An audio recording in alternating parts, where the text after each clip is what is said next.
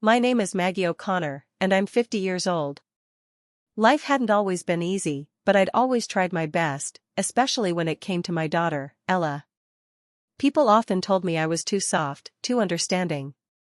Maybe they were right. I worked as a librarian in our small town. It wasn't glamorous, but I loved being surrounded by stories.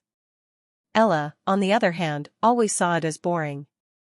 "You could be doing so much more, Mom," she'd say, her nose wrinkled in distaste. Ella was my only child, and I poured all my love and attention into her. She was bright and creative but also incredibly stubborn and quick to blame others, especially me. If she didn't get the part in the school play, it was because I hadn't helped her practice enough.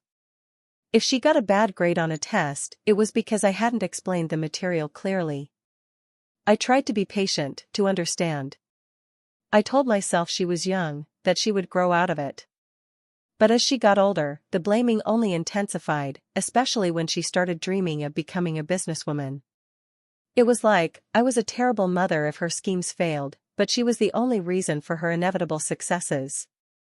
Her father wasn't in the picture, he had passed away when Ella was young. So it was only me. I guess I may have spoiled her. Ella, my bright but entitled daughter, always seemed to find fault with everything I did. While I found comfort in the quiet order of the library, surrounded by books and the gentle hum of readers, Ella craved excitement and success. She saw my life as small, insignificant. Her relationship with me was strained, to say the least. She saw me as a safety net, someone to catch her when her grand plans inevitably faltered, but also someone to blame when things didn't go her way. It was a constant push and pull, a cycle of dependence and resentment. I loved her fiercely, of course, but there were times when I felt like I was constantly walking on eggshells, afraid of setting her off. She rarely said thank you, and apologies were like pulling teeth. Everything was always someone else's fault, usually mine. It was exhausting, emotionally draining. I often wondered if I had failed her somehow, if I had done something wrong. But I also knew that Ella had a good heart, buried beneath layers of ambition and insecurity. I held on to that hope, the hope that one day, she would see me, really see me, not just as the mother she blamed, but as a person who loved her unconditionally. Looking back, the signs were always there, even when Ella was a little girl. I remember one time, she was about 8, and she desperately wanted a specific doll for Christmas. It was the Sparkle Princess doll, the one all the girls in her class had. I searched everywhere, but it was sold out. On Christmas morning, when she unwrapped a different doll, a beautiful, handcrafted one I thought she would love, her face crumpled. "You ruined Christmas," she wailed, tears streaming down her face. "You never get me what I want." Another time, in middle school, she auditioned for the cheerleading squad. She didn't make it. Instead of practicing harder or accepting that maybe she wasn't the best fit, she blamed me. "It's your fault," she screamed. "You didn't drive me to enough practices. You don't support my dreams." These incidents, seemingly small at the time, were like cracks in a foundation, slowly weakening our relationship. I tried to reason with her, to explain that sometimes things don't go our way, but she wouldn't listen. She was convinced that I was deliberately sabotaging her happiness, that I was somehow jealous of her potential. The truth was, I wanted nothing more than for her to be happy, but her happiness always seemed to come at my expense. As Ella grew older, her criticisms became sharper, more personal. It wasn't just about missed opportunities or unmet expectations anymore, it was about my entire life. She'd wrinkle her nose at my hand-me-down clothes, saying, "Mom, you need to update your wardrobe. You look like you're stuck in the 80s. My small garden, my pride and joy, was a waste of time and space. The potlucks I enjoyed with my friends were pathetic gatherings of boring people. Even my love for the local animal shelter, where I volunteered every Saturday, was met with scorn. All those smelly animals, she'd scoff. Why would you waste your time on that? She saw my life as a series of missed opportunities, a testament to my lack of ambition. You could have been anything, Mom, she'd say, her voice laced with disappointment. You could have traveled the world, had a real career. Instead, you're stuck in this dead-end town, reading books to children. Her words stung, of course. Sometimes, late at night, I would wonder if she was right. Had I settled? Had I given up on my own dreams? But then I would remember the joy I found in my simple life, the comfort of my friends, the satisfaction of helping others. And I would realize that Ella's criticisms were more about her own insecurities than about me. Still, it was hard to ignore the constant barrage of negativity, the feeling that I was always falling short in her eyes. Ella's entrepreneurial spirit emerged early. She was always brimming with ideas, each one more outlandish than the last. One week, she wanted to start a dog-walking business, the next, a handmade jewelry shop. I tried to be supportive, but her plans were often half-baked and unrealistic. I remember when she was 16, she decided she was going to become a fashion designer. She spent weeks sketching elaborate gowns, using all my sewing supplies. When I gently suggested she take a sewing class to learn the basics, she scoffed. "I don't need classes, Mom," she said. "I have natural talent." Of course, the fashion design venture fizzled out after a few weeks. The dresses she attempted to sew were lopsided and ill-fitting. When I tried to offer constructive criticism, she accused me of being unsupportive. "You're just jealous because I'm going to be famous and successful, and you'll still be stuck here in this boring town," she said. As she got older, her business ideas became more ambitious, but her approach remained the same, impulsive, unrealistic, and quick to blame others when things didn't work out. I tried to offer guidance, to share my own experiences, but she rarely listened. She saw me as a cautious, risk-averse old woman, someone who didn't understand the world of business. She believed she was destined for greatness, and nothing I said could change her mind. Ella's latest venture was a sustainable clothing boutique. She envisioned selling trendy, eco-friendly clothes made from recycled materials. She secured a small loan, leased a storefront in a somewhat run-down part of town, and filled it with brightly colored, but often overpriced, clothing. From the start, I had my doubts. The location was poor, the prices were too high, and Ella had little experience in retail management. I tried to gently suggest she do some market research, create a detailed business plan, and maybe start with an online store to test the waters. But Ella wouldn't hear it. She was convinced that her vision was brilliant and that success was guaranteed. She poured all her energy, time, and money into the boutique, ignoring my concerns and dismissing my advice. At first, things seemed promising. She had a grand opening, complete with live music and local artists. A few customers trickled in, drawn by the novelty of the concept. But soon, the initial excitement faded. Sales slowed to a trickle. The rent was due, the bills were piling up, and Ella's dream was quickly turning into a nightmare. The pressure began to mount, and her frustration grew. She blamed the economy, the location, the competition, anything but her own lack of planning and experience. And, of course, she blamed me. The breaking point came one evening after I'd tried to offer Ella some financial advice.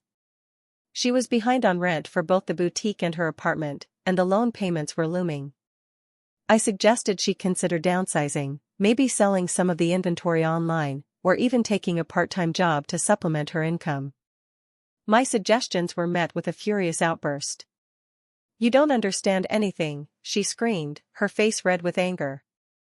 "You're just jealous that I'm trying to do something with my life, something more than reading books all day." I tried to remain calm, to reason with her, but she wouldn't listen. She paced back and forth, ranting about how unfair everything was, how everyone was against her. Then, she stopped, her eyes blazing with resentment.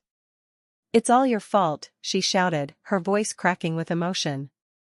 "If you had been a better mother, if you had supported me more, I wouldn't be in this mess. You're a terrible mother." The words hit me like a physical blow. They were the culmination of years of criticism, blame, and resentment. I stood there, stunned, as Ella stormed out of the house, slamming the door behind her. The silence that followed was deafening, filled with the weight of her words and the pain of our broken relationship. That night, I cried myself to sleep, wondering where I had gone wrong, and if things would ever get better. I didn't hear from Ella for several weeks after that night. I tried calling, but she didn't answer. I sent text messages, but she didn't respond. I was worried sick, but I also felt a sense of anger and resentment. Had I really been such a terrible mother? Had I failed her so completely? Then, one rainy afternoon, I received a call from an unfamiliar number. It was Ella. Her voice was small, almost childlike. She told me she had lost everything. The boutique had closed, she'd been evicted from her apartment, and she had nowhere to go. She was calling from a pay phone, her voice barely audible above the sound of the rain. My heart ached for her, despite everything. I knew she was stubborn and entitled, but she was still my daughter. The thought of her being homeless, alone and vulnerable, was unbearable. I asked her where she was, and she told me the location.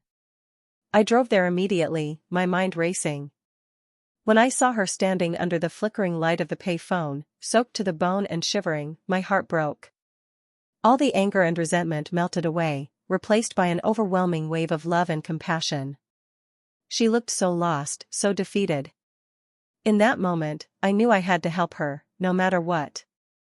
The drive back to my small house was silent. Ella stared out the window, her face pale and drawn. The rain continued to fall, blurring the streetlights and reflecting her sadness. I glanced at her, my heart aching. She looked so fragile, so unlike the confident, ambitious young woman she always pretended to be. Once we were home, I gave her warm clothes and a cup of tea. She sat huddled on the couch, shivering, her eyes red and swollen. She told me the details of her situation, her voice barely a whisper. The boutique had closed weeks ago, but she had been too ashamed to tell me. She had tried to find a job, but with no experience and a mountain of debt, no one would hire her. She had been living out of her car for the past few weeks, showering at a truck stop and eating whatever she could afford. Her phone had been disconnected, and she had run out of gas. The payphone was her last resort. Listening to her story, I felt a mix of emotions, sadness, anger, and a deep sense of responsibility. I knew I couldn't let her live like this, but I also knew I couldn't just give her money. She needed to learn a lesson, to understand the value of hard work and the importance of taking responsibility for her actions. I had to find a way to help her without enabling her. That night, as Ella slept soundly on the spare bed, I lay awake, wrestling with my thoughts. Part of me was still angry, still hurt by her words and actions. I resented the years of criticism, the constant blaming, the feeling that I was never good enough. But another part of me, the mother's heart that had always loved Ella unconditionally, couldn't bear to see her suffer. I knew she had made mistakes, but she was still my daughter, and I couldn't abandon her. I also felt a sense of responsibility. Had I spoiled her too much? Had I enabled her entitled behavior? Had I failed to teach her the value of hard work and perseverance? I knew I had to help her, but I couldn't just give her a free pass. I couldn't just let her move back in and continue to rely on me without taking any responsibility for her own life. I needed to find a way to help her get back on her feet, but also to teach her a valuable lesson about hard work, humility, and gratitude. It was a difficult balance to strike, but I knew it was the only way to truly help her in the long run. I tossed and turned, searching for a solution, a way to reconcile my love for my daughter with my need to teach her a valuable life lesson. The next morning, I sat Ella down at the kitchen table. The atmosphere was thick with unspoken words and lingering tension. I took a deep breath and laid out my proposal. Ella, I began, I want to help you, but I can't just give you money or let you live here for free. You need to learn to take responsibility for your life. I paused, waiting for her reaction. She looked at me, her eyes wary. I'm willing to let you stay here, I continued, but you have to earn it. You have to contribute. What do you mean? She asked, her voice laced with suspicion. I want you to work, I said. I want you to get a job and start paying off your debts. A job, she scoffed. Doing what? I've been talking to Mrs. Davison at the animal shelter, I said, steeling myself for her reaction. They need help. Cleaning cages, feeding the animals, walking the dogs. It's not glamorous, but it's honest work. Her face twisted in disgust. The animal shelter, she repeated, her voice dripping with disdain. You want me to work at the animal shelter? With all those smelly animals? I held her gaze, my voice firm. Yes, Ella. That's what I want. If you want to stay here, you have to work at the animal shelter. Ella's reaction was even worse than I had anticipated. She launched into a tirade about how degrading it would be, how it was beneath her, how she was destined for so much more than cleaning up after animals. I have a degree, she exclaimed. I ran my own business. I can't believe you would even suggest something so humiliating. She reminded me of all the times she had mocked my volunteer work at the shelter, calling the animals smelly and dirty and questioning why I would waste my time on them. She couldn't possibly be seen doing that kind of work. What would her friends think? What would people say? I stood my ground, my voice firm but calm. Ella, I said, you're homeless. You have no money, no job, and no prospects. This is an opportunity to get back on your feet, to learn some humility, and to earn your keep. It's not beneath you, it's a chance to prove that you're willing to work hard and take responsibility for your life. I knew it was a tough pill to swallow, but I also knew that it was exactly what she needed. She needed to step outside of her comfort zone, to confront her own prejudices, and to learn that there's dignity in all kinds of work. But convincing her of that was going to be a challenge. The argument stretched on for hours. Ella pleaded, she argued, she even cried, but I remained firm. I knew that giving in would only reinforce her entitled attitude and prevent her from learning the valuable lesson she so desperately needed. Finally, after exhausting all her other options, Ella relented. The reality of her situation had sunk in. She had nowhere else to go, no money, and no one else to turn to. She swallowed her pride and agreed to my conditions, but not without a heavy dose of resentment and a promise that she would only do it temporarily. Fine, she said, her voice barely above a whisper. I'll do it. I'll work at the stupid animal shelter. But only until I can find something better. I nodded, my heart heavy but resolute. I knew this was just the beginning of a long and difficult journey, but I also knew that it was the right thing to do. It was time for Ella to face the consequences of her actions, to learn the value of hard work, and to discover that true worth comes not from status or possessions, but from within. I hoped that, in the process, she would also discover a newfound appreciation for the animals she had once mocked and a newfound respect for the mother she had so often belittled. Only time would tell. Ella's first days at the animal shelter were a disaster. She arrived late, wearing designer clothes that were completely inappropriate for the job, and reeking of expensive perfume that only seemed to irritate the animals. Mrs. Davison, the shelter manager, a kind but no-nonsense woman, patiently explained the tasks, cleaning cages, feeding the cats and dogs, and walking the larger breeds. Ella wrinkled her nose at the smell, complained about the dirt, and struggled with the physical labor. The dogs pulled on their leashes, the cats scratched when she tried to pick them up, and the cages were messier than she could have ever imagined. She spent most of her time complaining to Mrs. Davison and avoiding the actual work. The other volunteers, mostly teenagers and retirees, eyed her with a mixture of amusement and disapproval.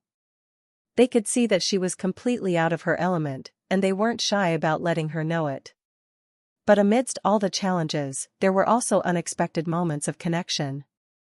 A small, scared kitten nuzzled against her hand, a playful puppy licked her face, and an old, blind dog leaned into her for comfort. For the first time in a long time, Ella felt a flicker of something other than resentment and self-pity. Maybe, just maybe, there was something more to this than she had initially thought. Slowly, almost imperceptibly, Ella began to soften. She started arriving on time, dressed in more practical clothes, and even managed a smile or two for the other volunteers. She discovered that cleaning the cages wasn't so bad when she put on some music and focused on the animals. She started paying attention to their individual personalities, learning their names and their quirks. There was Buster, the goofy golden retriever who loved to play fetch, and Clementine, the shy calico cat who hid in the corner. She found herself talking to them, offering words of comfort and encouragement. One day, a new puppy arrived at the shelter. He was tiny and scared, trembling in his cage. Ella, remembering how lost and vulnerable she had felt just a few weeks ago, felt an overwhelming wave of compassion. She gently took him out of the cage, held him close to her chest, and whispered soothing words in his ear. The puppy snuggled into her arms, his tiny body relaxing against hers. In that moment, something shifted inside Ella. She realized that these animals weren't just smelly and dirty, they were vulnerable and deserving of love and care.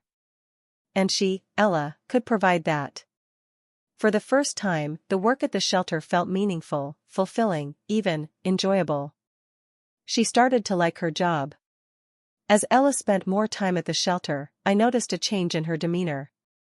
She was less critical, less entitled, and more present. She started asking me about my day, listening intently when I talked about the library and my friends. She even started helping out around the house without being asked. One Saturday, I volunteered at the shelter alongside Ella. It was awkward at first, both of us unsure of how to interact. But as we worked side by side, cleaning cages and walking dogs, we began to find a rhythm.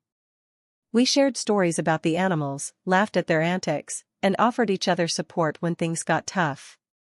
For the first time in years, I felt like we were connecting, not as a mother and a daughter locked in a cycle of blame and resentment, but as two people sharing a common purpose. I saw a vulnerability in Ella that I hadn't seen before, a willingness to be open and honest. That day, we drove home in silence, but it was a comfortable silence, filled with a sense of understanding and connection. I knew that we still had a long way to go, but I also knew that we were on the right track. The animal shelter, the place Ella had once mocked, was slowly becoming the place where we were rebuilding our relationship. It was a miracle. One evening, as we were washing dishes after dinner, Ella turned to me, her expression thoughtful. "Mom," she said, "I've been thinking a lot about what you do, about your life." I waited, unsure of what was coming. "I used to think your job was boring, that you were wasting your potential," she continued. "But I see now that you're doing something important. You're helping people, you're making a difference in the community. And you're happy."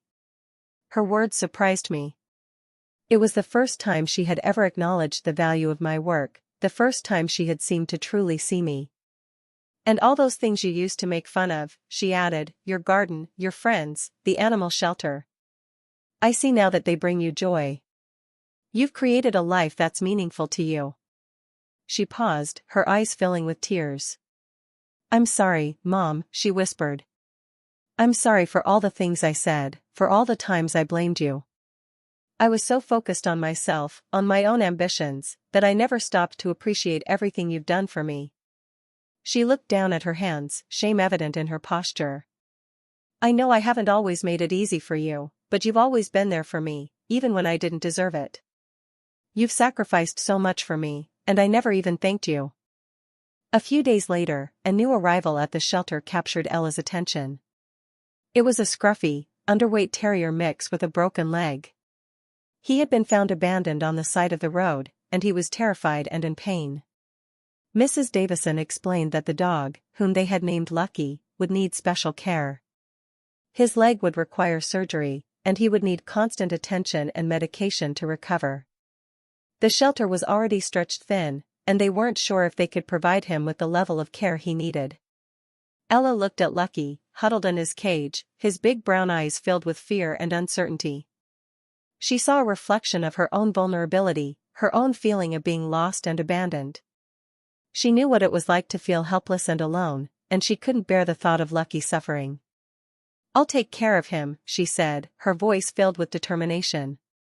"I'll do whatever it takes to help him get better." Mrs. Davison looked at her, surprised but grateful. "Are you sure, Ella?" she asked. "It's a big commitment." "I'm sure," Ella replied, her gaze fixed on Lucky. "He needs me, and I need him." From that day forward, Ella's focus shifted entirely to Lucky. She researched his breed, learned about his injury, and followed the veterinarian's instructions meticulously. She administered his medication, changed his bandages, and massaged his leg to improve circulation. She spent hours sitting by his cage, talking to him in a soothing voice, reading him stories, and singing him lullabies. She even started bringing him special treats, carefully chosen to be healthy and appealing. She learned to anticipate his needs, to understand his subtle cues, and to respond to his fears. She celebrated every small victory, every sign of progress, every wag of his tail. She became his advocate, his protector, his friend. The other volunteers were amazed by her transformation. They had seen her initial reluctance, her disdain for the work, and her self-centered attitude. Now, they witnessed her unwavering dedication, her boundless compassion, and her genuine love for Lucky. They saw that Ella had found her purpose, her calling. She was no longer the entitled, self-absorbed young woman they had initially judged. She was a caregiver, a nurturer, a healer. She was finally becoming the person she was always meant to be. And it was all thanks to a scruffy, three-legged terrier mix named Lucky. Weeks turned into months, and slowly, almost miraculously, Lucky began to heal. The surgery was a success, and with Ella's tireless care, he started to regain strength and mobility in his leg. He started putting weight on it, taking tentative steps, and eventually, even managing a wobbly trot. One afternoon, as Ella was helping Lucky with his physical therapy, he took a few steps without any assistance. He looked up at Ella, his tail wagging furiously, his eyes shining with pride. Ella burst into tears, overwhelmed with joy. She scooped him up in her arms, hugging him tightly. "You did it, Lucky," she cried. "You really did it." That breakthrough was a turning point, not only for Lucky but also for Ella. It was a validation of her hard work, her dedication, and her unwavering belief in him. It gave her a sense of accomplishment and purpose that she had never experienced before. And it strengthened her bond with me as well. She started sharing her successes with me, seeking my advice, and expressing her gratitude for my support. We celebrated Lucky's progress together, sharing in his triumphs and comforting each other during his setbacks. The shared experience of caring for Lucky brought us closer than ever before, bridging the gap that had separated us for so long. One quiet evening, after Lucky had finally been adopted by a loving family, Ella sat down next to me on the couch. She took a deep breath, her eyes filled with sincerity. "Mom," she said, her voice trembling slightly, "I need to tell you something. I need to apologize." I waited, my heart pounding in my chest. "I know I've been awful to you," she continued. "I blamed you for everything that's gone wrong in my life, I've criticized your choices, and I've said some really hurtful things. Especially that night, when I said you were a terrible mother." She paused, her eyes filling with tears. "I didn't mean it, Mom," she whispered. "I was just angry and scared, and I took it out on you. But it wasn't fair. You've always been there for me, even when I didn't deserve it. You're the best mother a girl could ask for." She reached out and took my hand, her grip tight. "I'm so sorry, Mom," she said, her voice choked with emotion. "Can you ever forgive me?" I looked at her, my own eyes welling up with tears. I saw the genuine remorse in her face, the sincerity in her voice. I knew that she had truly changed, that she had finally understood the pain she had caused me. And in that moment, all the anger and resentment melted away, replaced by an overwhelming wave of love and forgiveness. "Of course, I forgive you, Ella," I said, my voice choked with emotion. "There's nothing to forgive. You were hurting, and you lashed out. I understand." I reached out and cupped her face in my hands, wiping away her tears. "You're not a terrible person, Ella," I said. "You're a good person with a good heart. You just needed to find your way." We embraced, holding each other tightly, tears streaming down our faces. It was a moment of profound healing, a moment of reconciliation that had been years in the making. The weight of the past lifted, replaced by a sense of peace and understanding. In that moment, I knew that our relationship had been forever changed. The cycle of blame and resentment was finally broken. We had both learned valuable lessons about forgiveness, compassion, and the power of unconditional love. As we sat there, holding each other close, I felt an overwhelming sense of gratitude. I was grateful for Ella's transformation, grateful for the opportunity to rebuild our relationship, and grateful for the scruffy, three-legged terrier mix who had brought us together.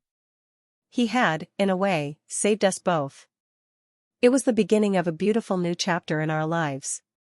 With our relationship healed and her heart full of newfound purpose, Ella began to think about her future. She realized that her passion for animals wasn't just a temporary infatuation, it was a calling, a genuine desire to make a difference in their lives. She started researching careers that involved working with animals. She considered becoming a veterinarian, a veterinary technician, a dog trainer, or even a wildlife rehabilitator. She talked to Mrs. Davison, who encouraged her to explore her options and offered her valuable advice. Eventually, Ella decided to enroll in a veterinary technician program at the local community college. She excelled in her studies, throwing herself into her coursework with the same dedication and enthusiasm she had shown with Lucky. She loved learning about animal anatomy, physiology, and behavior. She thrived in the hands-on training, mastering the skills she would need to care for sick and injured animals. She found a part-time job at a local veterinary clinic, assisting the veterinarians and gaining valuable experience. She loved working with the animals, comforting them, and helping them heal. She finally found a career that she was passionate about, a career that gave her a sense of purpose and fulfillment. She wasn't chasing fame or fortune anymore, she was simply doing what she loved, and that was enough. Our relationship is stronger now than it has ever been. The years of blame and resentment are behind us, replaced by a deep and abiding love, respect, and understanding. Ella still lives with me, and I cherish every moment we spend together. We talk openly and honestly, sharing our joys and our sorrows, our hopes and our fears. We support each other's dreams and celebrate each other's successes. She still teases me about my old lady hobbies, but now it's done with affection and humor, not with scorn and disdain. She even helps me in the garden sometimes, although she still complains about getting her hands dirty. We both still volunteer at the animal shelter, although Ella is now a certified veterinary technician and a valuable asset to the team. She uses her skills and knowledge to help the animals in need, and she inspires the other volunteers with her passion and dedication. We have learned to appreciate each other for who we are, flaws and all. We have learned that love is not about perfection, but about acceptance, forgiveness, and unconditional support. And we have learned that sometimes, the greatest blessings come from the most unexpected places, like a scruffy, three-legged terrier mix named Lucky. Our bond is stronger, built with love and a bit of luck. Looking back on everything that has happened, I am struck by the power of forgiveness. It is not always easy, but it is always worth it. Forgiveness allows us to let go of the past, to heal old wounds, and to move forward with a renewed sense of hope and possibility. I am also reminded of the importance of second chances. Everyone makes mistakes. Everyone deserves an opportunity to learn from those mistakes and to create a better future. Sometimes, all it takes is a little bit of faith and a willingness to offer a helping hand. And finally, I am amazed by the unexpected ways we find our purpose in life. Ella never would have imagined that she would find her calling at an animal shelter, a place she once mocked and scorned. But it was there, amidst the dirt and the smells and the suffering animals, that she discovered her true passion, her true potential, and her true self. Life is full of surprises, both good and bad. But if we are open to new experiences, if we are willing to learn and grow, and if we are always willing to forgive, we can find joy and fulfillment in the most unexpected places. And sometimes, all it takes is a little bit of luck, and a three-legged dog, to show us the way.